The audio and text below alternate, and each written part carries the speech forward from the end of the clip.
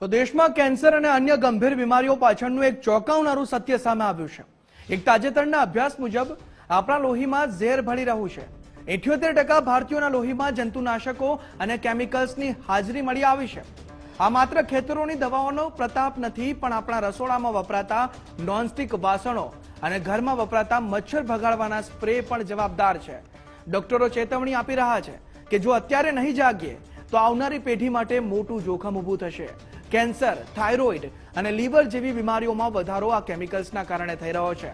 ખેડૂતો વધુ ઉત્પાદન માટે બેફામ જંતુનાશકો વાપરે છે, જ્યારે બજારમાં વસ્તુ લાંબા સમય સુધી ટકાવવા સ્ટીરોઇડ્સ અને કેમિકલનો છંટકાવ થાય છે। તબીબોના મતે લોકોએ ખોરાક સારી રીતે ધોઈને વાપરવો જોઈએ અને કેમિકલ્સનો ઉપયોગ ઓછો કરવો જોઈએ।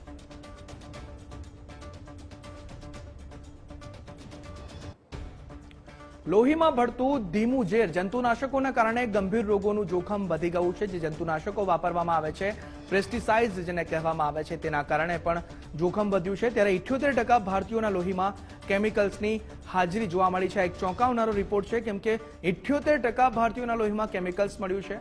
36% લોકોના લોહીમાં 3 થી વધુ કેમિકલ્સ મળી આવ્યા છે।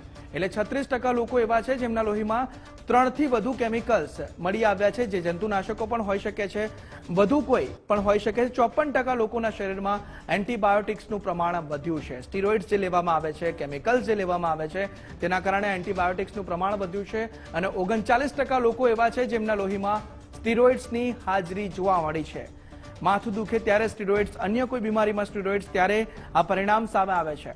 મચ્છર અને માખી ભગાડવાના સ્પ્રે પણ એક મોટું કેમિકલનું પ્રમાણ તેમાં રહેલું છે, તેના કારણે પણ આ સમસ્યા સર્જાઈ શકે છે। નોનસ્ટિક વાસણોમાં વપરાતા કેમિકલ્સ, જે આપણે અત્યારે નોનસ્ટિક વાસણોનું પ્રમાણ દિવસે ને દિવસે લોકોના રસોડામાં વધી રહ્યું છે, તે નોનસ્ટિક વાસણોમાં રાંધવાનો જે અત્યારે ક્રેઝ છે તે પણ દિવસે ને દિવસે વધી રહ્યો છે। ત્યારે તે નોનસ્ટિક વાસણો ખતરો છે।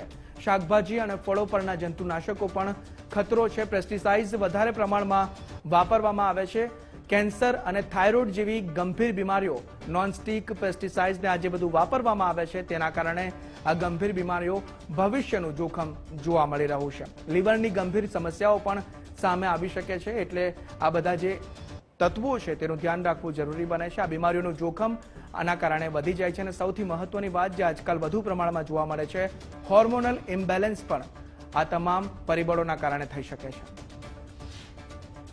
આની પાછળનું કારણ સૌથી મોટું જો હોય ને તો આપણા રોજિંદા જીવનમાં સવારે ઉઠીએ તો આપણે શું કરીએ? બ્રશ કરીએ એટલે પ્લાસ્ટિક છે, ટૂથપેસ્ટ તો એ કેમિકલ છે, ત્યારબાદ નાહવાથી લઈ વોટર બોટલ હોય તો એ પ્લાસ્ટિકની હોય, ખાદ્ય પદાર્થો પ્લાસ્ટિકમાં મળે છે, નકલી દૂધ, નકલી ઘી, નકલી પનીર, નકલી વસ્તુઓ, અને એ બાદ આપણે જો જોઈએ તો સૌથી મોટું કારણ જંતુનાશક જે શાકભાજી છે આપણા, જે આપણે દરરોજ ફ્રૂટ્સ, શાકભાજી, આરોગ્ય છે, એમાં મોટા પ્રમાણમાં એવા જંતુનાશક છે। માણસ તો થાક્યો છે, માણસોમાં તો બીમારી આવી છે, ઓલરેડી સર્વે થયા છે, એ પ્રમાણે જમીન પણ હવે ફળદ્રુપ નથી રહી।